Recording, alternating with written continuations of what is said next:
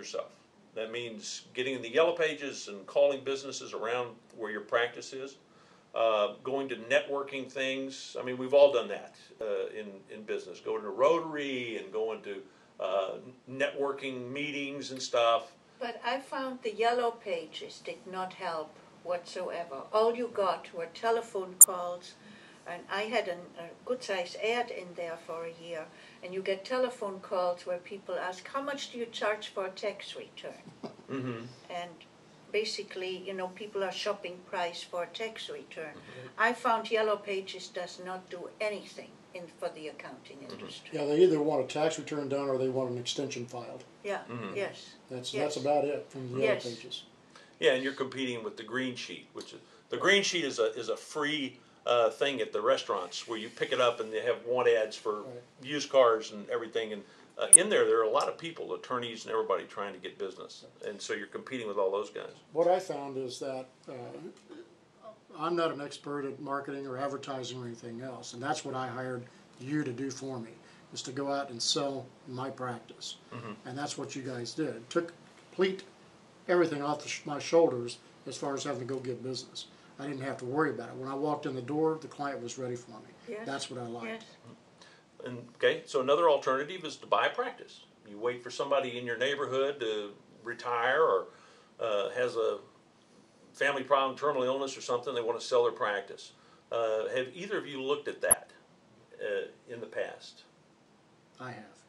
In fact, I bought a small. Yvonne, did you I ever? have kind of looked but never found anything. Right. And then there are those brokerage firms, and then you're basically talking about selling out because they don't take a $50,000 or an $80,000 practice. Then you're selling out like $100,000, and I didn't have that much money at that time. Yeah, I bought a small practice, and the way that most accountants, I've sold practices and I've bought practices. I sold my practice for 1.5 times annualized billing. Right. Now that's gross billing. That's gross billing. right up where tax, consulting, everything. Right. Yes. And of course, the accountant that was buying it from me wanted a guarantee, and I said, "I'm guaranteeing you that's going to be 1.5 times the monthly business." Okay, because that's all I can do. I'm glad I wasn't in the room for that. Because I can't guarantee that the clients will stay with you, because I know that I've worked with them, but I don't know how they'll work with you. Okay? Right. The practice that I bought, I lost about 40% right off the bat. Right. Because they were looking to change anyway. That's true. Right. And so When I you lost buy a about practice, I think I lost about that's what 40%. So I had to recoup that by either getting more business, and plus they were not.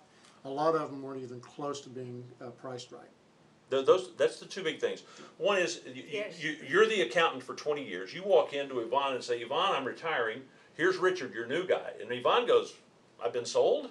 You know, it's like, what's this? And the other thing is, y'all have been friends for 20 years, Yes. and so you And haven't the raised your pricing, fee in yes. 15 years. Right. Yeah. Now I'm stuck with doing her Yeah. work for half of what I ought to be charging. That's you know, true. and That's all that exactly stuff, right. you didn't have to bother with me. I didn't have to bother with that. No. Right. Everybody was looking to change, and they knew what they were supposed to pay. Right. That's great. Let me see. I will say one more thing about that is when you were getting clients from me, you actually, one of your guys called on one of my clients. And, Oh, I remember that. Yeah. That was embarrassing. Really? Yeah, Well, by you know, it accident. was happens. accident. Yeah. They were just making calls to businesses.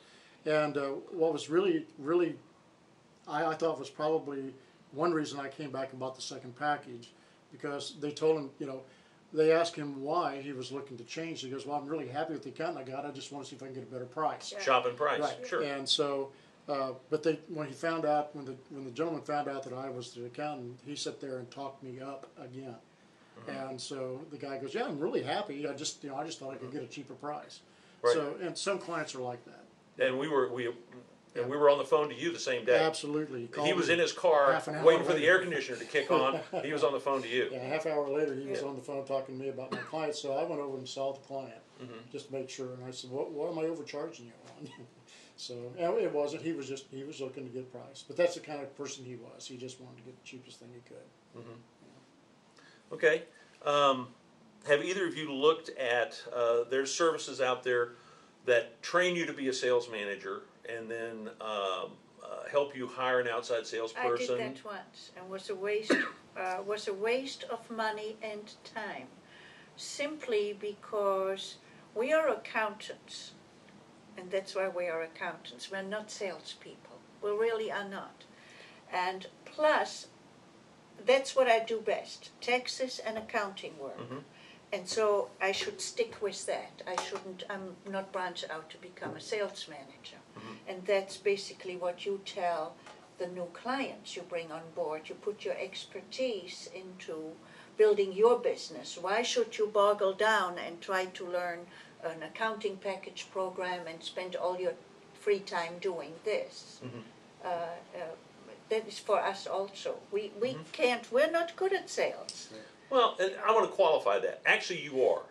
You're very good at when I walk in and introduce you to someone. I walk into Alan's office and I've talked to him about you and given him your name and your background and that you have a little bit of a German accent. That when you walk in, you're comfortable. You're comfortable with the person, and your communication skills are very good. That's why you have such a good client retention. That's why your clients stay so long. Is that they have a sense they're being taken care of. Because I tell them, you will not leave me. You will not leave. I will hunt you down like a dog. See, I told you. How about you? Well, same thing. I looked at a lot of different programs out there, I guess is the way to put it. And what I found was I'm having to do all the work, and I'm paying them a lot of money to do all the work. And I don't want to do all the work. Number one, I'm not good at it. I tell people I was an accountant for years, so I found I had a personality, and so I don't. So what are you want now? You were an accountant. What are you? Well, I do a lot of structuring too. I do a lot of structuring, more so now than I do accounting work, because I enjoy the structuring of businesses, new startups, that type of thing. Structuring them in a way that helps them keep from getting sued by anybody, and it also helps them somewhat tax-wise, but not as good as it used to be. And inheritance stuff. You package things so that it's not inheritance. Vulnerable to lawsuits Right. For the and of inheritance. course, and a lot of people don't understand when they have a will, the attorney owns the will, and it can be contested in court by anybody. If you use certain trusts, that type of thing, it cannot be contested, and it's what the wishes of the person who actually setting up the trust is, and there's no question about it. And So that's not as right. expensive as it used to be. Setting up a trust. Not at all. And It's it's a little more expensive than doing a will. actually no more expensive than doing a will. So No more expensive. no, About the same. about the same. Okay, but it is bulletproof. Yeah, there's no silver bullet out there at this time. Of course, Internal Revenue could change the law tomorrow, but at this point in time, no. Okay. So I do a lot of that. I have, I don't know, 400 or 500 clients nationwide that I do that for. Okay. Yeah, some very interesting clients. I do have some very You interesting. want to throw in anything? Well, on that? I work with a lot of different doctors, plastic surgeons, and medical people, because they're always looking a way to keep their liability down from lawsuits and malpractice suits.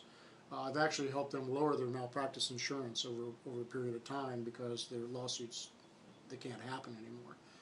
I also worked with the several groups of American Indians, because I have Indian blood in me. That was interesting. Right, and I work with a lot of different. No tribe names. No tribe names. No Can't tribe. do that, but because that's a violation. But I worked with a lot of different Indian groups, and actually helped them find money that they didn't know they had. Yeah, they were lost accounts. They were lost. They were slush accounts that they forgot. $1 here, 50 cents there, and everything out. It turned out to be millions of dollars.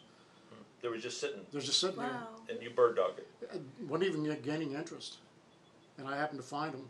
And of course, I was kind of welcomed into the tribe after that. But, I bet. Yeah. And I've worked with a series of large owners of ranches and racehorsing, dog racing, that type of thing. But these are big dogs. These are big. These are big time people. Yeah. Yeah, big owners. Yeah. And so it's interesting work, because I kind of got into that as a sideline by accident. Yeah, this is kind of like when you start talking about this stuff. We've had these conversations.